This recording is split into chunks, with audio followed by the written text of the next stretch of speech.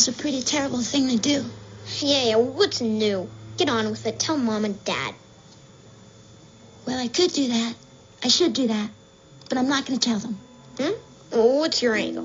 There's no angle, Helga. They don't need to know everything that goes on between us. You must think I'm lucky. All the attention I get from them. I have to perform all the time like some kind of wind-up doll.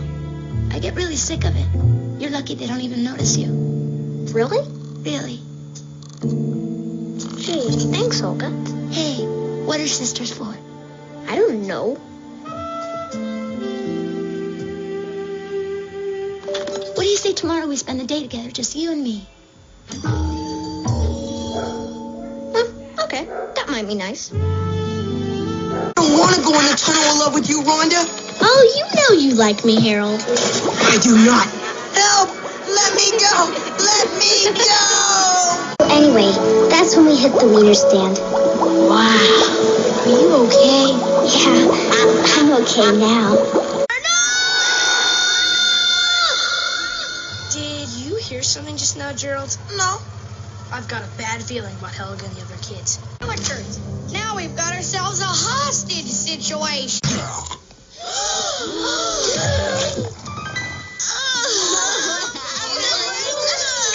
Now, boys and girls, remember what we just saw was a cycle of life in action. Now, nature can seem very cruel at times, I know, but let's keep in mind that it's part of the evolution of our planet, in which we all play a special part. Mr. Simmons! You and me are gonna get along just fine. I was only 19 when I was drafted. It was toward the end of the war, and a lot of young men didn't believe in the cause. Some of them ducked out and went to Canada on principle. I thought about that too. I thought about it a long time. Mostly because I wasn't too sure myself about what we were doing in Vietnam, and partly because I was scared like everybody else who went.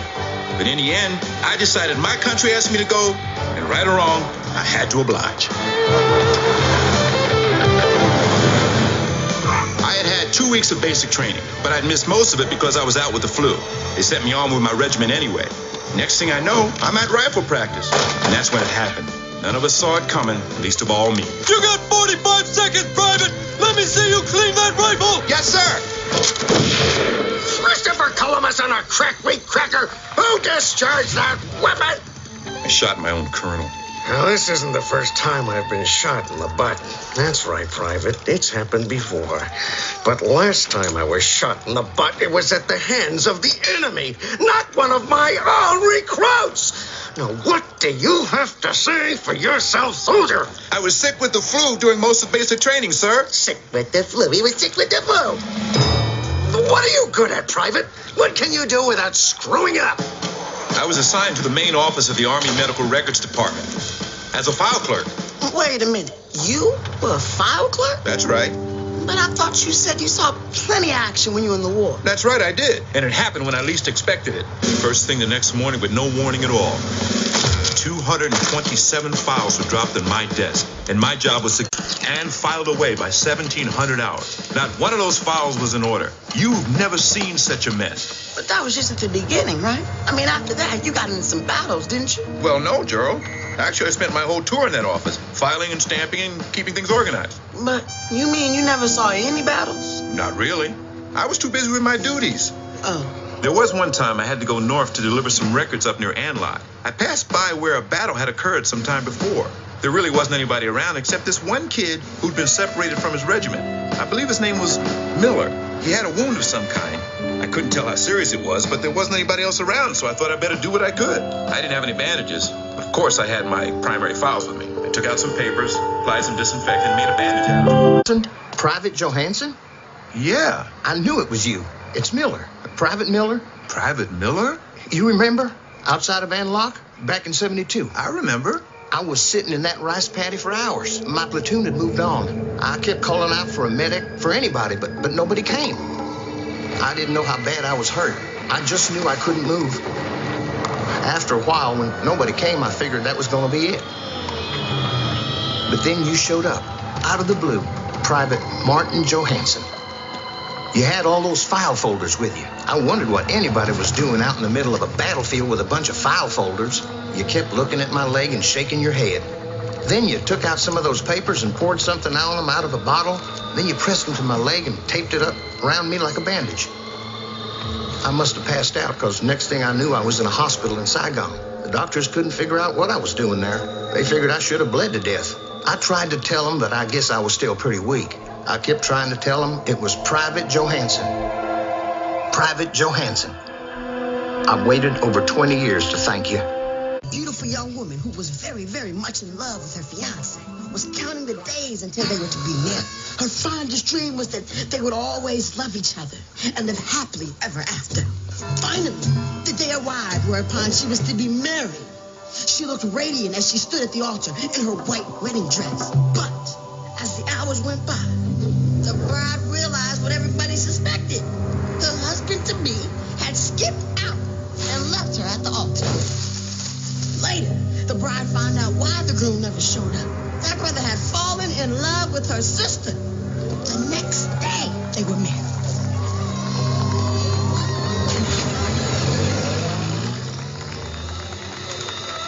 That night, the ghost bride went to her closet and put on her wedding dress. She went down to the basement and found a big, sharp axe. She walked the 13 blocks to her sister's house.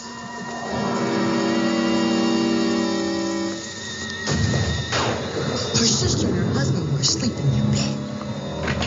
They never saw the terrible event coming.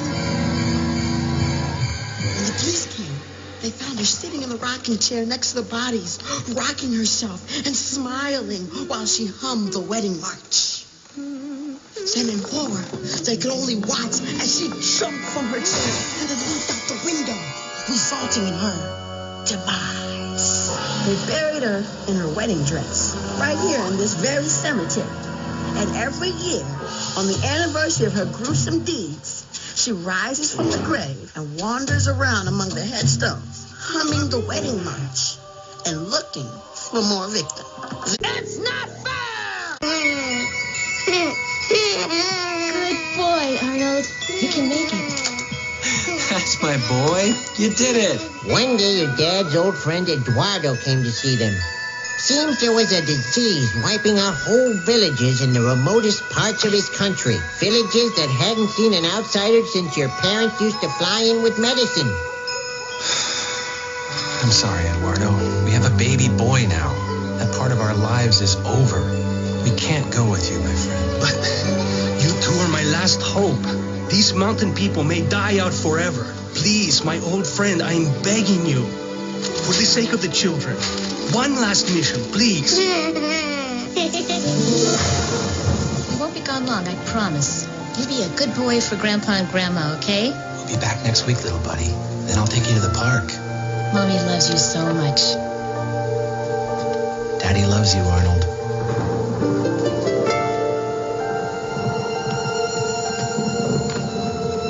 Bye, Mommy. Bye, Daddy.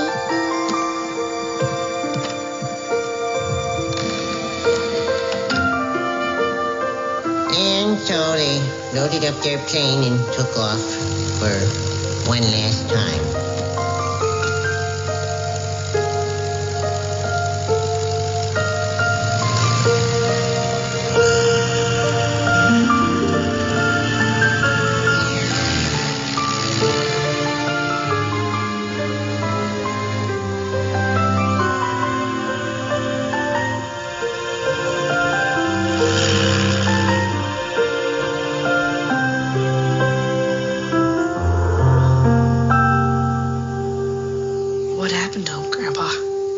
Came back.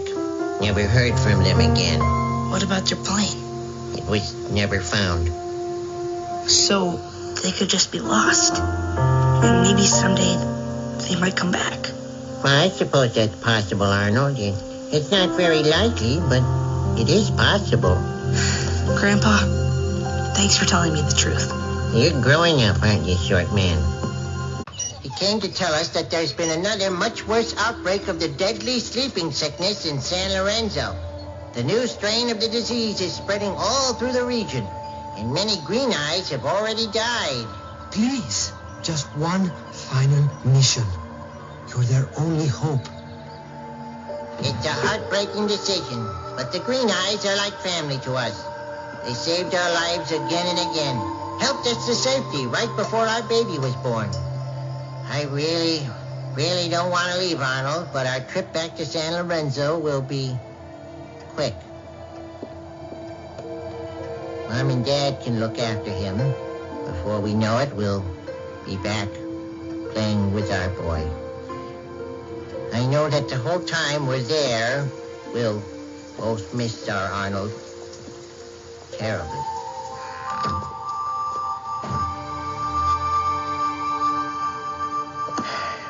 Well, that's all he wrote. Quite an unexpected find, this journal. I'm so glad that we found it. It's great to hear all these stories. I learned so much more about my parents. One day he got out, and Phil and I went out looking for him. We looked all over the neighborhood, calling his name until dark. And when we finally found him, he'd been hit by a milk truck. We took him to the vet, but they couldn't help him. They had to put him to sleep on November 13th, 1920. Where's my Mr. Nutty candy bar? Stinky, the experiment's over. No more Mr. Nutties. This really bites. They wanted to go on a nice fishing trip and have a great time, but they didn't catch any fish, and then they got lost. And then some bears ate their food, so they had to eat cold, slimy beans out of a can. Breakfast, lunch, and dinner, day after day. And every night, they all just kept farting and farting and farting. Sure, it was funny at first, but then it just smelled, and it was horrible. And then their tongues blew away, and it started to hail, and all the frogs came out.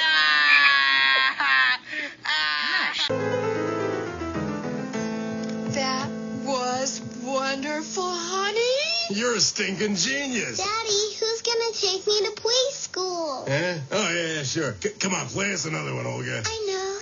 How about the Minute Waltz by Monsieur Frédéric Chopin? Oh, I love that one. Yeah, you should hear her play Beethoven, Miriam. Can you believe her, Olga? Concert pianist at 15. Class valedictorian. Plus, she's won every spelling bee in the whole darn city.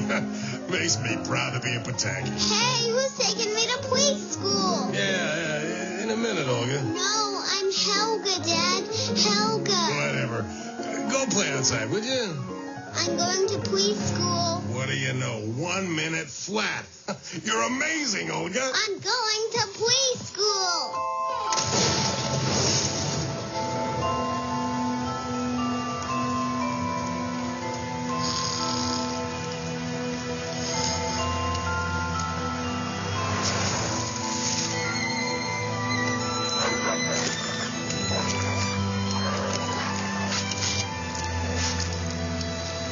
So nobody's ever noticed you.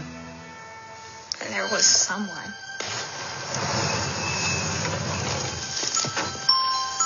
Hi, nice bow. Huh? I like your bow because it's pink like your pants.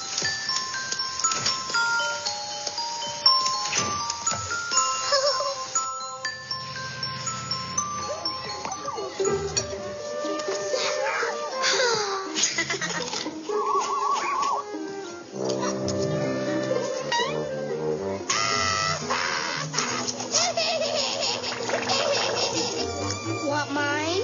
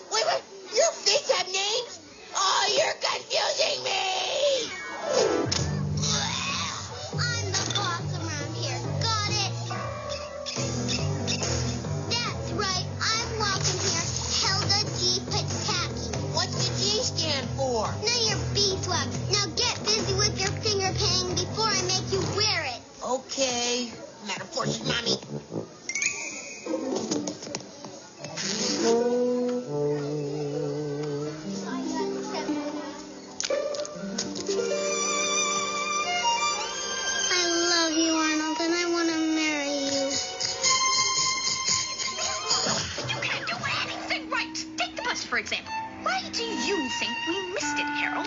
Oh, let's see. Maybe was it because you were too busy eating twice your body weight in chocolate num-nums? Oh, how about this one? Let's take the subway. I think it goes to Lincoln. Oh, wait. No, it doesn't. It goes straight to the bowels of the underworld. Population, homicidal, toothless, midget clowns. I know. Let's steal their bike. They won't mind. Now, you'd think that would be enough to fill any moron's day. But you're not just any moron, are you, Harold? You're the king. Your day's just getting started. So, because of your amazing curiosity about the world around us, you pulled the plug out of the bottom of our getaway boat. You know what we've done? You see, this is how the lot looked before we cleaned it up. Before we turned it into Gerald Field, and before you guys kicked us out. So if you want Gerald Field so badly, you can have it just the way we found it. Far away, I was a young man with a family, a beautiful baby girl. I called her Mai. I was the luckiest man in the world. At night, I used to dream about our future together, to watch Mai grow up and go to school, to see her be happy. But there was a trouble in my country. There was a war in the north, and every day the fighting was coming closer and closer. I knew this would not be a good place for my child to grow up. I could not keep her safe, maybe not even have enough food for her to eat. So I decided we must try to get out. We must try to find a better life. Everyone was trying to get out. Everywhere there was confusion. Somehow I got through. The only way out of the city was by helicopter. There were too many people. I begged the soldier, please take us. Help us find a new life. But he could not. He said there was only room for one of us. Then I had to make the most difficult decision of my life. I knew I had to do the best thing for Mai. I knew if I gave Mai to the soldier, they would take care of her. They would find a home for her. And then, as soon as I could, I would get out of the country and find her again. As the helicopter left, the soldier called out the name of a city. This city. He said he would bring her here. You had to give her to the soldier. You were saving her life. Yes. You've never seen her since? No. It took me 20 years until I could finally get out of the country. That's why I came to this city. I believe she is here somewhere, but I have not been able to find her. Sometimes it is so difficult. I almost give up hope. But I never stop thinking about her. I will never stop trying. I would give anything to see her again, to know that she is happy.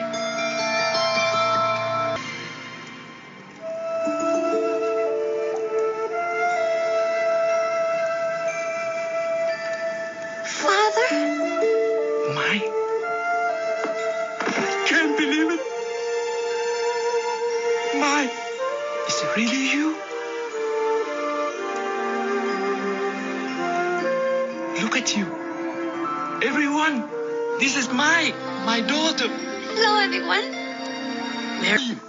I'm a daddy.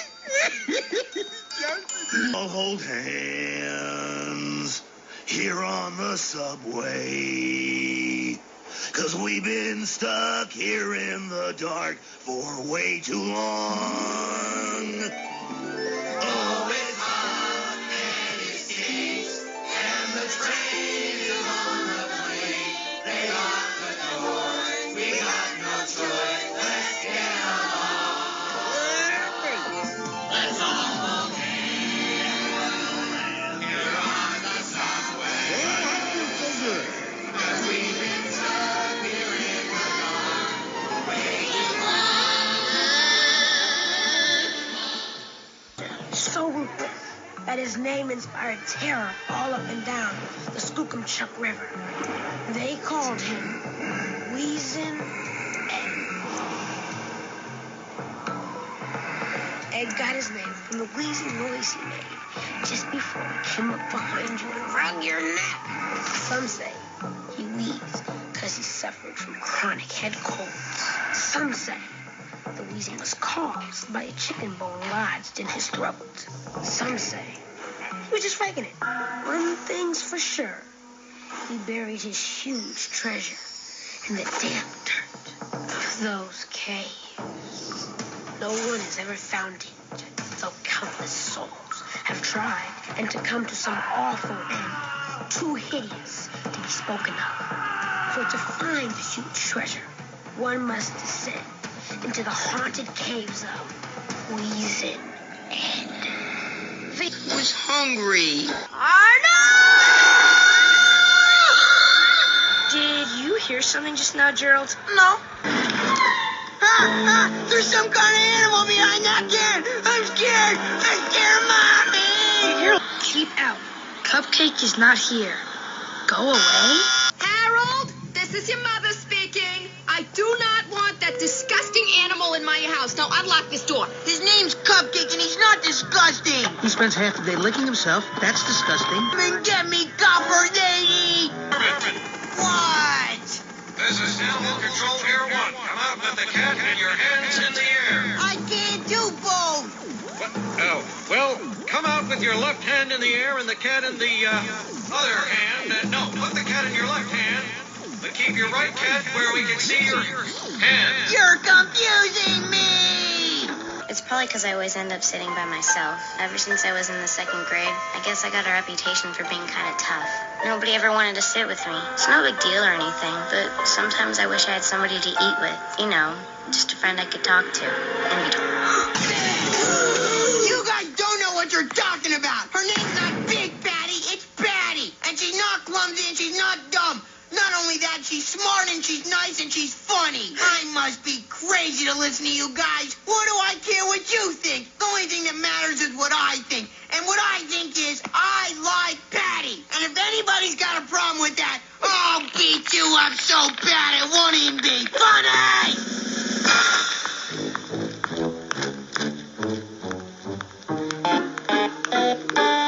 Sorry I'm late, Patty. Do you still want to have lunch with me? Because if you don't, it's okay. I mean, I'd understand. please sit down, Harold.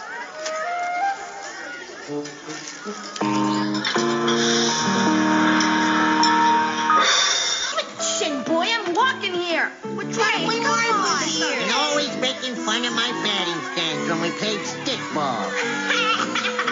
Look at that motion. You swing like a little Nancy boy. You couldn't swing your way out of a paper bag. Strike three.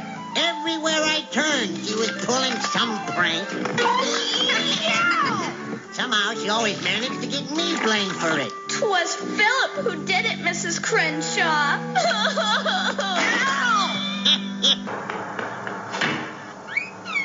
Not heavy enough.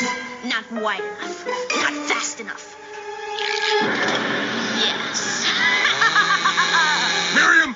A mysterious lady hailed the cab. She said she had lost her dog in the park. I've been quite upset, and I wanted to clear my head. You see, I lost my Scotty dog a few weeks ago, and I'm still hoping to find him. Might we ride about the park? Yes, Mum.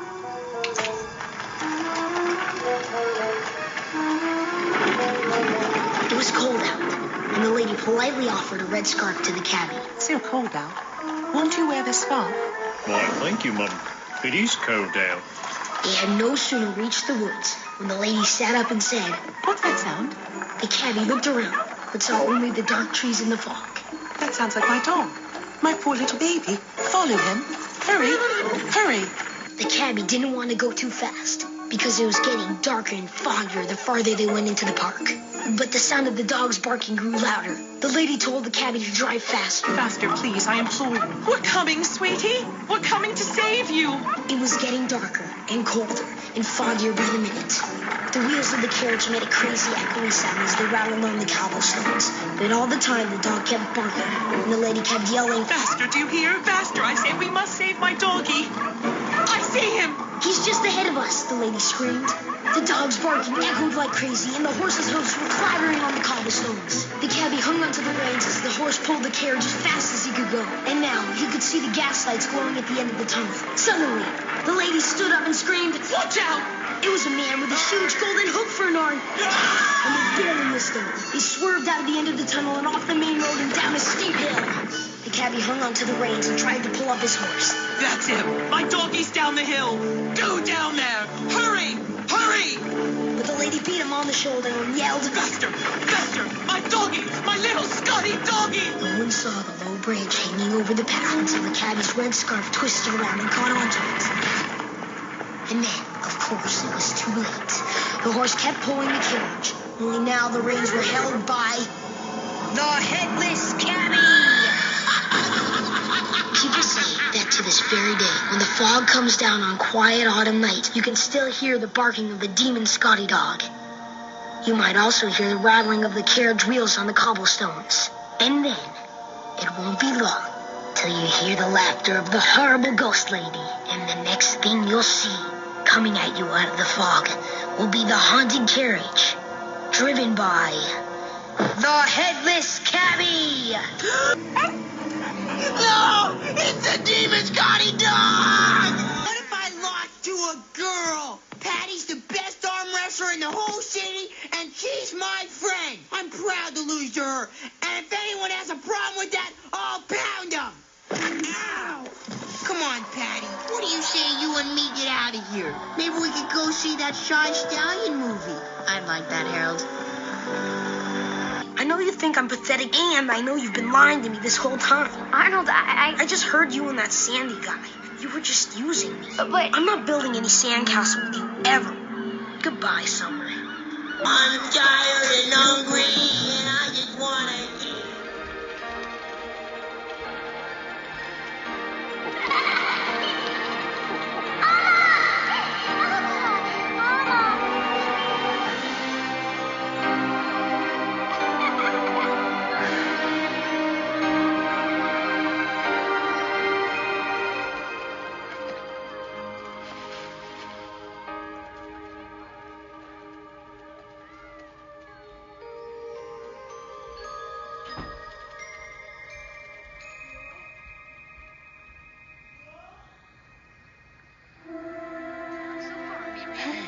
The map, you ran us off the road, you left your purse on top of the car again, and we're stuck in the middle of nowhere.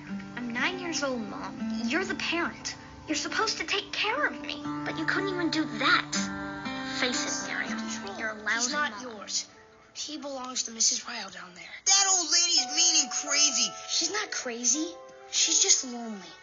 And that cat is her best friend in the world. But Cupcake needs me. Look, Harold, if you really care about Cupcake, you should realize that he must really miss his owner.